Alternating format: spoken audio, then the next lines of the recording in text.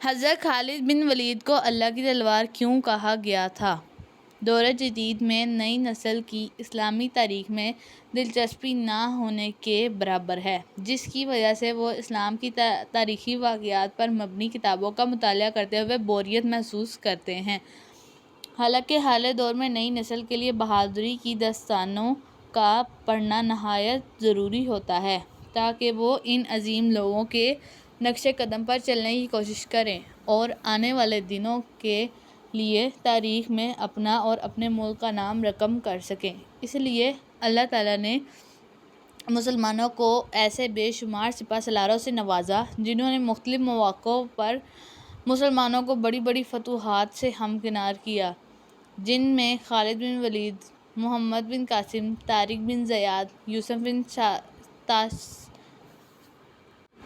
تاشفین اور امیر تیمور کے نام شامل ہیں۔ اسلامی لشکر کے یہ جانباز سپاہی سپہ سالار میدان جنگ میں دشمن کے لیے موت اور اپنوں کے لیے امن و راحت کے معیار پر تھے۔ اسلام کے عظیم سپہ سالاروں نے اپنی منزل کا تعین کرتے ہوئے جب بھی قدم بڑھائے تو رفت و عظمت کے پھول ان کے استقبال کے لیے بکھرتے چلے گئے۔ مکہ کے ایک ایسے گھرانے میں پیدا ہونے والا یہ بچہ اپنی دولت، ثقافت اور فہم و فراست کے حوالے سے جانا پہچانا جاتا ہے۔ اس بچے کے والد ولید کا شمار مکہ کے ممتاز افراد میں ہوتا تھا۔ وہ مکہ سے طائف تک پھیلے ہوئے بے شمار باغات کے مالک تھے۔ اہل مکہ انہیں عدل اور الوحید کے القابات سے پکارا کرتے تھے۔ وہ عرب کے پہلے شخص تھے جنہوں نے چوری کے سلسلے میں ہاتھ کاٹنے کی تجویز پیش کی تھی، جو بعد ازاں اسلامی نظام میں شامل ہوئی، اور فوجی مہارت میں بھی حضرت ولید کا جواب نہ تھا۔ تو یوں اس بچے کو دولت اور مزید خوبیوں کا سرمایہ ورثے میں ملا، اور اس بچے نے بڑے شفافانہ انداز میں پرورش پائی۔ اس کے علاوہ آپ کو مردانہ کھیلوں اور فنون و عرب و ضرب سیکھنے کا جنون تھا۔ آپ نے بچپن میں ہی گھوڑے سواری اور تیر اندازی اور شمشیر زنی سیکھ لی تھی، اور نیزہ چلانے میں بھی آپ کا کوئی ثانی نہ تھا۔ ان صلاحیتوں کے مالک کا نام حضرت خالد بن ولید رضی اللہ عنہ تھا۔ کھیل کا میدان ہو یا میدان جنگ، آپ اپنی مہارت سے کھیل کا پھانسا اپنے حق میں لڑنے کے ماہر تھے۔ کہا جاتا ہے کہ حضرت خالد بن ولید نے کشتی میں بھی بڑے بڑے پہلوانوں کو ہرایا تھا۔ ایک بار مکہ میں کشتی کے مقابلے ہو رہے تھے تو حضرت عمر فاروق رضی اللہ عنہ، جن کا شمار شہر کے نامور اور کشتی لڑنے والوں میں ہوتا تھا، آپ کے مد مقابل تھے۔ دونوں ایک دوسرے کو بچھاڑ کرنے کی پوری کوشش کر رہے تھے۔ مقابلہ کافی دیر سے جاری رہا اور فیصلہ نہیں ہو پا رہا تھا۔ اچانک خالد کا داؤ چل گیا۔ انہوں نے اپنے ماموں زاد حضرت عمر فاروق رضی اللہ عنہ کو اٹھا کر پٹک دیا، جس کی وجہ سے حضرت عمر فاروق رضی اللہ عنہ کی پنڈلی کی ہڈی ٹوٹ گئی اور میدان حضرت خالد بن ولید رضی اللہ عنہ نے مار لیا۔ قبول اسلام سے پہلے حضرت خالد بن ولید رضی اللہ عنہ کے سخت مخالف تھے۔ جنگی حالات کا تجزیہ کرنے اور جنگی حکمت عملی میں آپ کو کمال حاصل تھا۔ کسی ذہانت و جنگی سوچ بوجھ میں حضرت خالد بن ولید کو کچھ عرصے تک عجیب کشمکش میں مبتلا کر رکھا تھا، لیکن یہ سن 628 کا موسم بہار تھا۔ پودوں پر کلیاں پھول بن کر کھل رہی تھیں، بازاروں میں رونقیں بھر رہی تھیں، کیونکہ حج کا زمانہ قریب آ رہا تھا۔ اس لیے عارضی دکانوں اور ٹھیلوں نے چہل پہل اور بھی بڑھا رکھی تھی۔ لیکن عجیب بات تھی کہ اس بار خالد بن ولید کچھ اداس اور کھویا ہوا تھا۔ وہ شہر میں ہونے والے جسمانی اور جنگی کھیل تماشوں کے مقابلے سے بالکل لا تعلق تھے، جس میں وہ ہمیشہ سے حصہ لیتے آئے تھے۔ ان کی سوچ کا محور اسلام کی ہر روز بڑھتی ہوئی طاقت تھی۔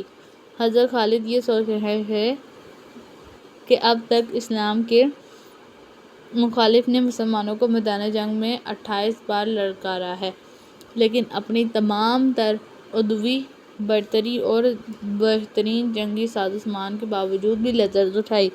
کبھی آپ کے دماغ میں جنگ بدر کا نقشہ ابھرنے لگتا تھا جس میں معمولی ساز و سامان کے ساتھ 313 مسلمانوں کی جماعت میں ابو جہل کے بڑے لشکر کو شکست دی تھی، تو کبھی جنگ فوج میں مسلمانوں کی ثابت قدمی اور جان نثاری آنکھوں کے سامنے آنے لگتی، تو کبھی حضرت خالد بن ولید چشم تصور میں مکہ کے مقابلے شرخیز پہلوان اذکار کو نبی اکرم صلی اللہ علیہ وسلم کے ہاتھوں خاک چاہتے ہوئے دیکھتے۔ آپ کا ذہن بے سر و سامان مسلمان کی ان عظیم فتوحات کو سمجھنے سے بالکل قاصر تھا۔ کبھی کبھی آپ یہ سوچتے تھے کہ کیا مسلمانوں کے آتے کوئی غیبی طاقت موجود ہے، اور کیا حضرت محمد صلی اللہ علیہ وسلم واقعی ہی اللہ کے رسول ہیں؟ اسی کشمکش میں کئی مہینوں کا وقت گزر گیا۔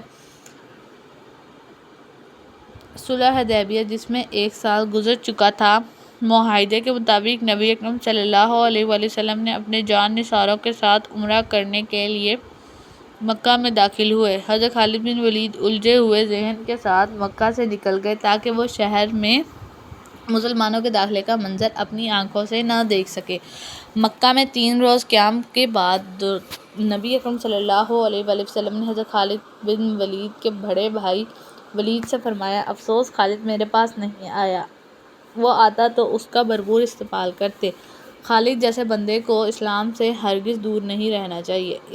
ایک دوسرے روایات کے مطابق خالد بن ولید کے قبول اسلام کے لیے نبی اکرم صلی اللہ علیہ وسلم نے دعا فرمائی تھی۔ اس کے بعد حضرت خالد بن ولید نے حضرت خالد کو بہت ڈھونڈا، لیکن ان کا کچھ پتہ نہ چلا۔ آخرکار ولید نے ایک خط لکھا کہ کسی کے حوالے کیا اور درخواست کی کہ جب حضرت خالد بن ولید آئیں تو ان کو یہ خط پہنچا دینا۔ جب یہ خط حضرت خالد بن ولید تک پہنچا تو ان کی کیا حالت ہوئی تھی، اور اس خط نے کیا کمال دیکھا یا تھا، اس کے بارے میں خالد بن ولید خود فرماتے ہیں کہ میں اکثر سوچا کرتا تھا کہ مجھے نبی اکرم صلی اللہ علیہ وسلم کے خلاف ہر محاذ پر ناکامی کیوں ہوتی ہے۔ پھر آہستہ آہستہ میرے دل میں یہ خیال تقویت پکڑتا چلا گیا کہ کوئی غیبی طاقت ہے جو میرے دل میں نبی اکرم صلی اللہ علیہ وسلم کے لیے جگہ بنا رہی ہے۔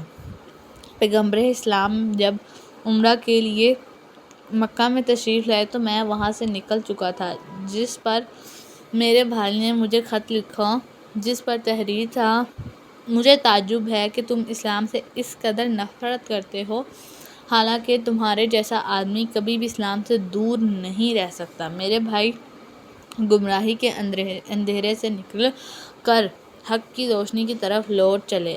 خط پڑھ کر میرے دل کی حالت بدلی اور میں نبی اکرم صلی اللہ علیہ وسلم کے حضور میں اسلام قبول کرنے کے لیے پہنچ گیا۔ اسلام لانے کے بعد حاکم شاہ کا مقابلہ کرنے کے لیے 3000 صحابہ کی فوج تیار ہوئی۔ اس فوج میں حضرت خالد بن ولید شامل تھے۔ یہ بڑا ہی خون ریز مقابلہ تھا۔ مخالفین 1,00,000 کی تعداد میں تھے اور اس میں مسلمانوں کا کافی جانی نقصان ہوا۔ اگلے روز اس لشکر کی کمان حضرت خالد بن ولید نے اپنے ہاتھوں میں لے لی اور اعلیٰ جنگی اصولوں پر اپنی تھوڑی سی فوج کو جمع کیا اور حاکم شاہ کی فوج کو تہس نہس کر کے فتح حاصل کی۔ صدیق اکبر رضی اللہ عنہ کے دور خلافت میں حضرت خالد بن ولید کے زیر کمان مسلمانوں کا لشکر مختلف ممالک میں فتوحات اسلامی کے ڈھکے بجا رہا تھا اور اللہ تعالیٰ کی فتح اور نصرت کے پرچم اٹھا رہا تھا۔ ایک مرتبہ حضرت خالد بن ولید رضی اللہ عنہ سے کچھ مجوسیوں نے عرض کیا، آپ ہمیں کوئی ایسی نشانی بتائیں جس سے ہم پر اسلام کی سچائی واضح ہو۔ حضرت خالد بن ولید رضی اللہ عنہ نے زہر قاتل منگوایا اور بسم اللہ الرحمن الرحیم پڑھ کے اسے پی دیا۔ بسم اللہ کی برکت سے اس زہر قاتل نے آپ رضی اللہ عنہ پر کوئی اثر نہ کیا۔ یہ منظر دیکھ کر مجوسی یعنی آگ کی پوجا کرنے والے بے